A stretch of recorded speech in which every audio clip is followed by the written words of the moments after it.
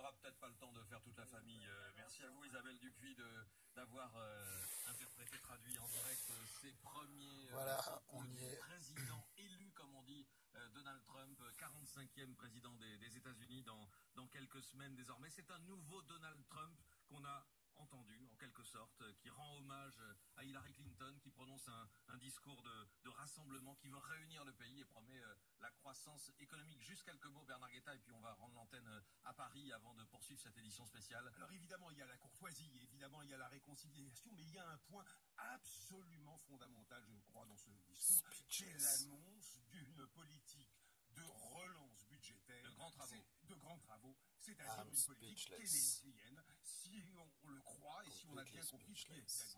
Alors c'est très important pour deux raisons. D'abord parce que c'était le programme d'Hillary Clinton, fondamentalement, en économie.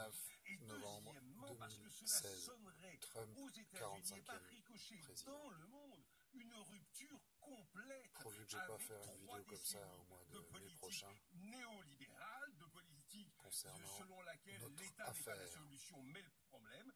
L'État n'est pas, oui c'est ça, n'est pas la solution mais le problème. Et là, on vient d'entendre dans la bouche de Donald Trump, le président, que l'État pourrait être la solution. Bon, mais la question reste, est-ce qu'on doit croire les paroles de Donald Trump? En tout cas, c'est ce qu'il a dit. Les paroles du candidat, comme les paroles maintenant désormais du président depuis quelques minutes. Je me tourne vers Paris, Marc Fauvel, parce qu'évidemment, on est en édition spéciale, on a tout renversé autour de nous, mais il reste des repères horaires sur cette antenne, donc je vous laisse la main pour la suite. Que fait-on? Oui, il reste des repères horaires.